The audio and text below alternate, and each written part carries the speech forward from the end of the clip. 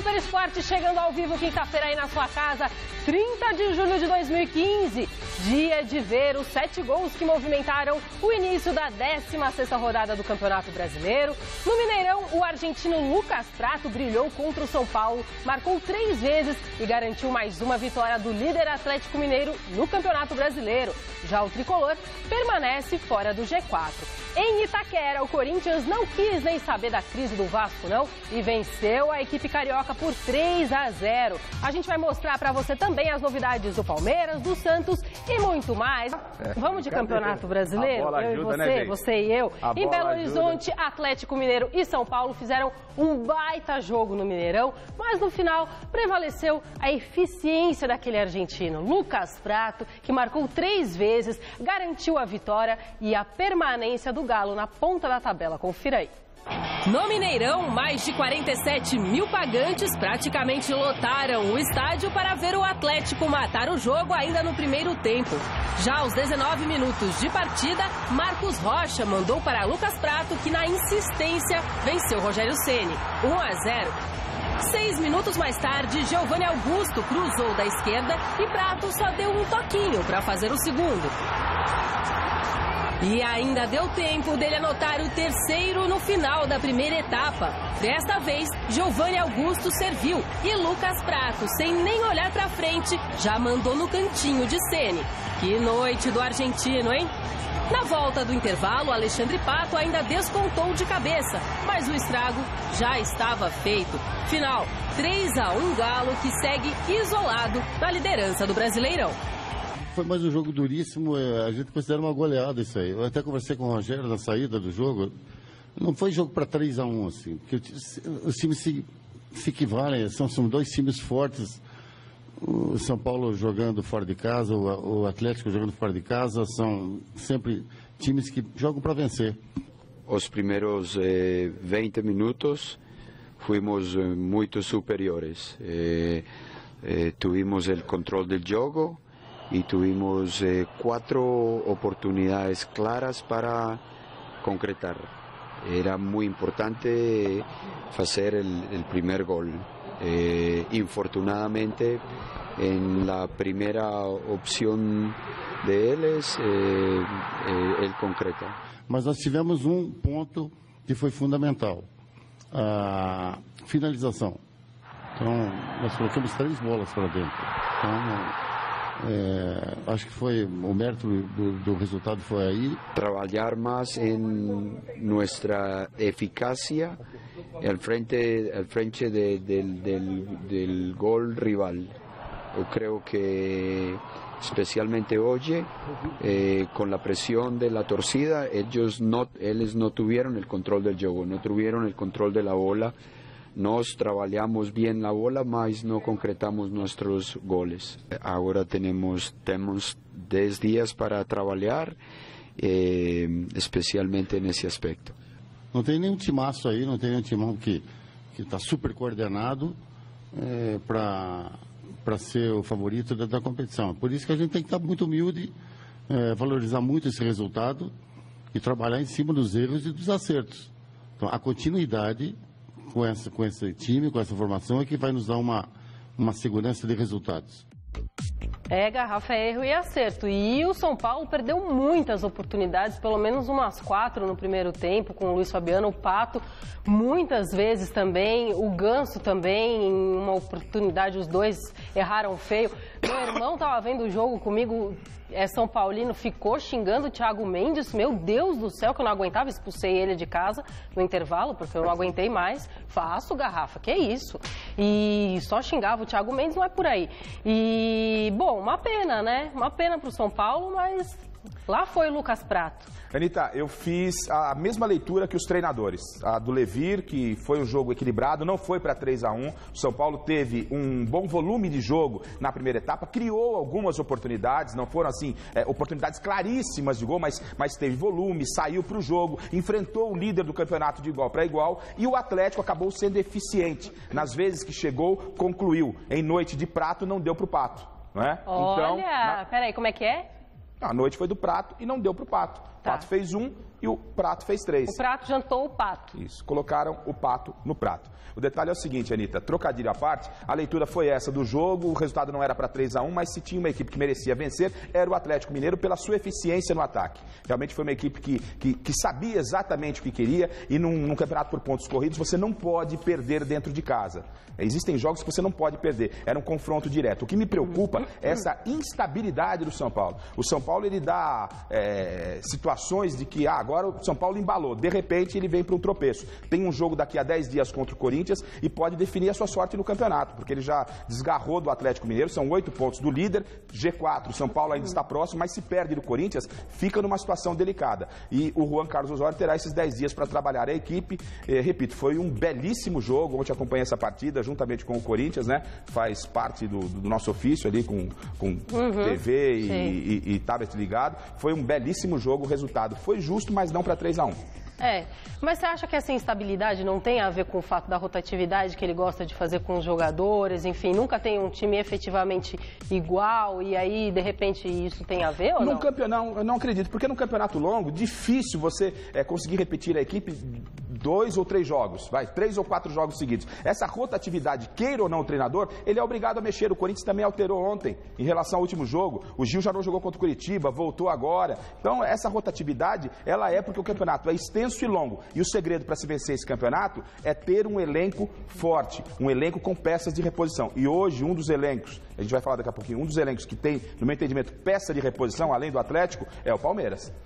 E o Atlético Mineiro, você acha que o Levir foi super humilde, né? Mas o Atlético também tem um elenco bacana, né? Tem um elenco bacana, tá bem equilibrado na competição, sabe o que quer. Perdeu um jogo pontual para o vice-líder, o Corinthians em Itaquera, mas o Atlético não perdeu se acovardando. O Atlético foi para cima do Corinthians, teve bola na trave naquela oportunidade. O Atlético está no caminho correto, né? Deve virar o turno em primeiro. Nos confrontos agora, os próximos 4 confrontos, comparando Atlético e Corinthians, o Atlético tem, teoricamente, jogos mais fáceis do que o Corinthians, e o Corinthians, se não acordar, o Galo pode se distanciar, porque o Corinthians está chorando até agora os 2 pontos que perdeu em Curitiba. Sofreu aquele gol aos 45 minutos, 44 para 45, são 2 pontos que estão fazendo falta e poderão fazer falta na grande final do Campeonato Brasileiro. Deixa eu só falar rapidinho, o São Paulo fechou o que o Osório tanto queria, um zagueiro canhoto, que é o Luiz Eduardo, 28 anos, 28 anos, e por acaso é mineiro.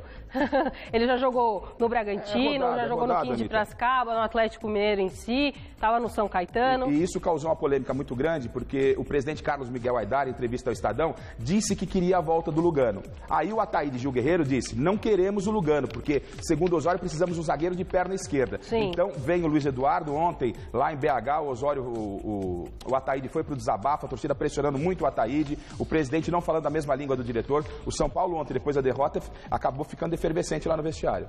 Bom, vamos falar do Corinthians. O Corinthians também fez a lição de casa, segue vivo na caça ao líder Atlético Mineiro e diante do Vasco, em Itaquera, o Timão desencantou só no segundo tempo, mas garantiu uma senhora vitória, 3-0 no placar. A história do jogo você confere na reportagem do Fernando Gavini.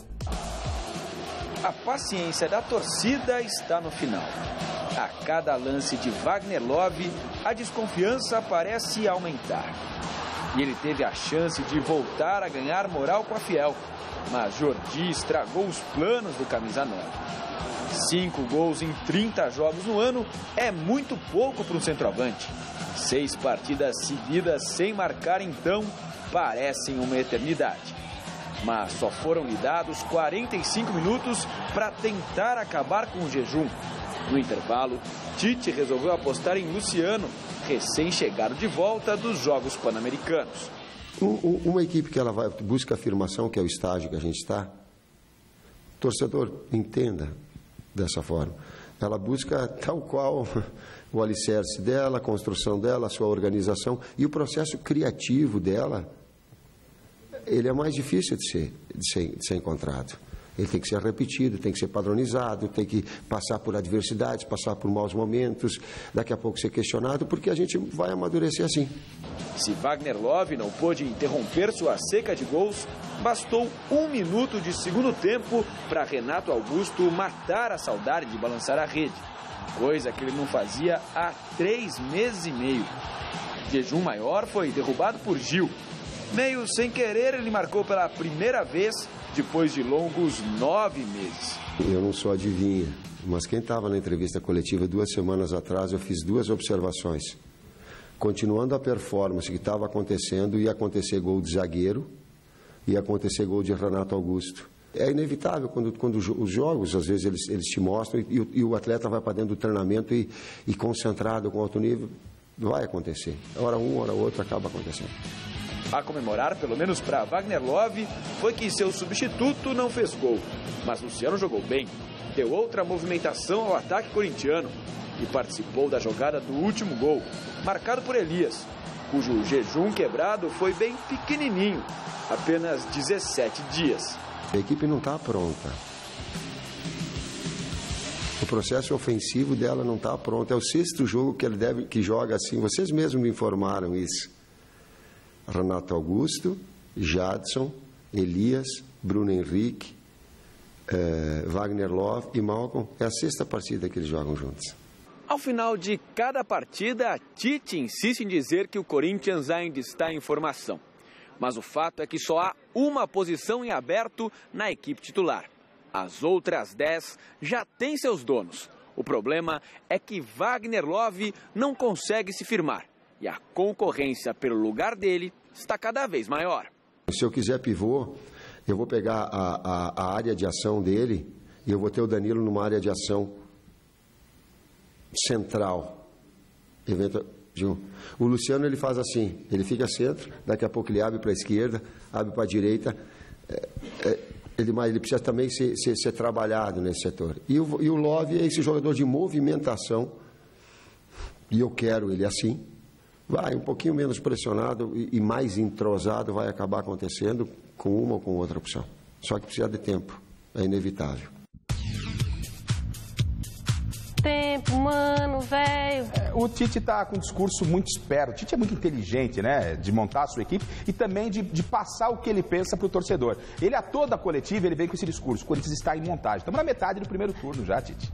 Né? Metade do primeiro turno. Obviamente, está todo mundo se conhecendo ainda, mas isso é geral no Campeonato Brasileiro. Não é um problema único, exclusivo do Corinthians. O Palmeiras contratou 23 jogadores na temporada. Está todo mundo em montagem. Talvez o Atlético Mineiro esteja nesse tom a mais, como diz o Tite. Sobre o jogo. O Vasco ontem veio para fechar a casinha, fez o primeiro tempo de muita marcação. O Corinthians teve sérias dificuldades quando precisou do Love. O Love não correspondeu. Love reclamou de novo quando saiu, né? Reclamou porque a bola realmente não estava chegando. O Corinthians não ajudou ontem o Wagner Love e o Wagner Love não ajudou o Corinthians. O Tite mexeu bem, o Luciano. É aquela coisa, quando o Luciano ele vem do banco de reservas para a equipe, ele entra durante o jogo, ele rende o que rendeu ontem, apesar de ter feito gols. As oportunidades que ele recebeu como titular, ele nunca agradou. Ontem ele não fez gols, mas movimentou bastante. Aí no segundo tempo o Vasco não resistiu. O Corinthians jogou um bom segundo tempo, diferentemente do primeiro. Encontrou um gol logo no início da partida, que me desculpe o meu colega, competente jornalista Fernando Gavina aqui no estúdio, todo mundo falou que, foi um golaço do Gil, Que isso? Zagueiro já não faz gol, Gavina. Ainda quando faz, você fala que foi sem querer, Ele meteu 3 dedos na bola aí. Mas o próprio Gil, né, comentou que foi meio ali mas tal, foi no bate-rebate. Bateu de 3 dedos, né? Mas claro, a gente respeita aqui a opinião de todo mundo. E o Corinthians, repito, está lamentando ainda os 2 pontos perdidos em Curitiba. E como você falou, vai ter São Paulo e Corinthians na próxima rodada, dia 9 de agosto. E só para constar, ontem na Assembleia Legislativa aqui de São Paulo, foi anunciada a compra de 7 mil tornozeleiras para monitorar os torcedores, aqueles que gostam de bagunçar. Daqui 60 dias chegam as tornozeleiras. Aí a coisa vai ficar pequena para quem gosta de fazer bagunça no estádio. Vamos ver. Porque a tornozeleira fica no tornozelo, que mal lhe diga, né? Depois desses jogos, vamos ver então como ficou a classificação até esse momento, né, do Campeonato Brasileiro. Olha lá, Atlético Mineiro então com 35, o Corinthians está com 2 pontinhos atrás aí do líder, com 33, o Palmeiras com 28 em terceiro, o Sport com 28, São Paulo com 27, o Grêmio com 27 também, Fluminense com 27, Atlético Paranaense com 25, Chapecoense com 22, Internacional com 20, os dois se encontram aí nesse fim de semana, vão jogar. O Internacional provavelmente já vendeu o Arangues para o Leicester City. Em 11º lugar, a gente tem o Flamengo com 19 pontos, Ponte Preta com 19, Cruzeiro com 17, Avaí com também 17, Santos com 16, Figueirense com 16, Goiás com 13, Vasco com 12 em 18º, Coritiba com 11 e o Joinville com 9. Anitta, só para complementar aí, Joinville para mim já é virtual rebaixado, não vejo força no Joinville. E o Vasco com 21 de saldo negativo. Olha, eu nunca vi um time de saldo de gols menos 21. O Vasco precisa acordar. Bom, vamos direto falar ao vivo agora com o Adriano Dolfi, porque ele está no Palmeiras. Ele tem as informações pra gente. O Palmeiras que vai jogar contra o Atlético Paranaense no final de semana no Allianz Parque. Quais são as informações? Bom dia, Adriano Dolfi.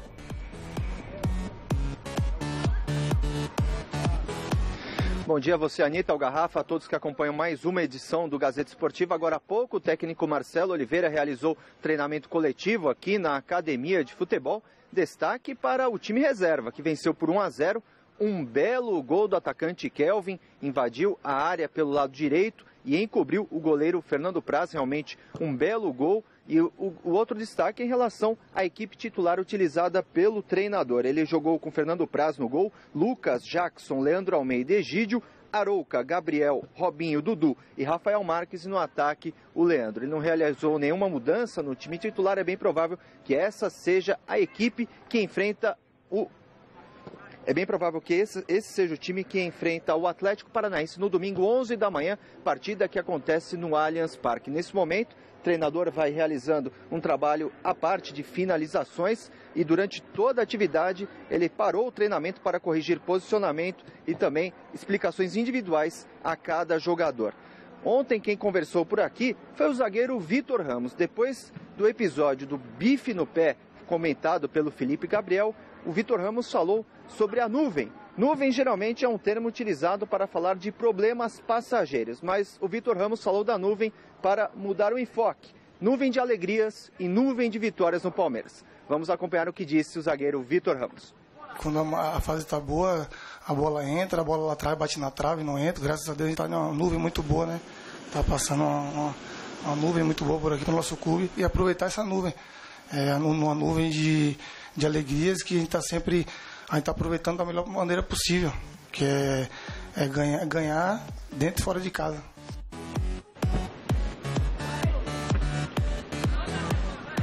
Tá, esse é o Vitor Ramos falando sobre nuvem de alegrias aqui no Palmeiras. Vale tudo nesse momento para comemorar a entrada da equipe no G4.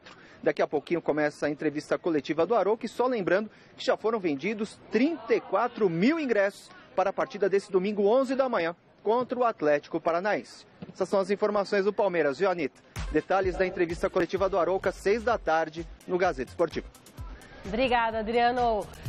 E ele falou também que a mãe dele marca em cima dele, porque ele é solteiro e tal, jogador, balada, festa, shows e ilhões. Não. Aí não. Nuvem feliz. Tem que controlar. Se eu for falar nuvem que anda com a Anitta nesses últimos dias, gente. Como é que é? Se eu for falar nuvem que nuvem tá de gripe. Tá bom. Uma nuvem de lágrimas. Não, vamos seguir, Anitta. Programa, o diretor tá falando aqui, ó. O Santos, que busca se distanciar de vez da zona do rebaixamento, tem jogo complicado domingo contra o Flamengo no Maracanã. E o repórter, o nosso repórter investigativo, Osmar Garrafa, esteve lá ontem. O que é que você apurou por lá? Apurei que o Santos sabe da importância que tem esse jogo contra o Flamengo. Ele saiu da zona de rebaixamento e precisa vencer o Flamengo, porque senão corre o risco de retornar à zona de rebaixamento. A boa notícia, o Lucas Lima deve voltar, tem problemas na zaga, o Santos. Não é? Tem o David Braz está suspenso, o Leonardo, que era a primeira opção, fraturou o pé direito e com isso o Gustavo Henrique deve aparecer como novidade. E o Santos, fora de casa, ainda não venceu. E ontem o Vitor Ferraz acabou explicando os motivos que o Santos não conquista bons resultados fora de casa, apesar, segundo o Vitor Ferraz, o Santos tem tido bom comportamento como visitante. Vamos acompanhar. No detalhe, tá sendo sempre contra a gente, cara. Teve bons jogos, jogos do Inter, jogos do Fluminense, o próprio jogo do São Paulo, jogos que a gente... O jogo contra o São Paulo a gente tava na frente, jogos que a gente dominou e acaba perdendo, né? Mesmo fora de casa a gente tem mais posse de bola, mais finalizações e acabava perdendo. A gente tem que fazer com que o detalhe mude para o nosso lado.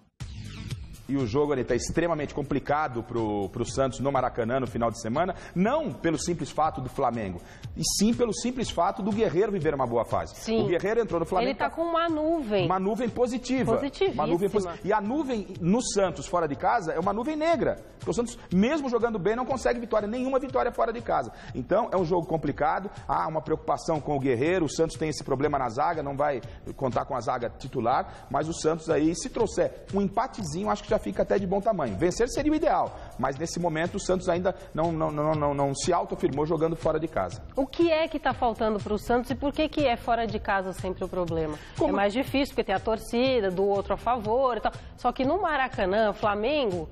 Um Guerreiro? Como disse, né, o próprio Vitor Ferraz, em algumas partidas fora, o Santos teve bom comportamento, no caso contra o São Paulo, mas acabou saindo derrotado. O Santos ainda vai se adaptando à ausência do Robinho. Essa é a grande explicação no meu entendimento. E a chegada do Dorival também. A chegada do Dorival mudou muito pouco. O Dorival, ele chegou ali mais no aspecto motivacional. O Marcelo Fernandes, que fez um bom trabalho, campeão paulista, tem trabalhado também ao lado do Dorival. O Santos, eu acredito que pelo time que tem, se encontrar, pode fugir desse perigo do rebaixamento. Pois sim. E a situação financeira, o Esboril tinha comentado que lá estavam quiprocó, né? Porque estavam cobrando, tá tudo igual ainda. O que o presidente prometeu, ele cumpriu, segundo o próprio Vitor Ferraz. Está acertado, tem apenas um mês em atraso e todo mundo convivendo dessa forma. Tá bom.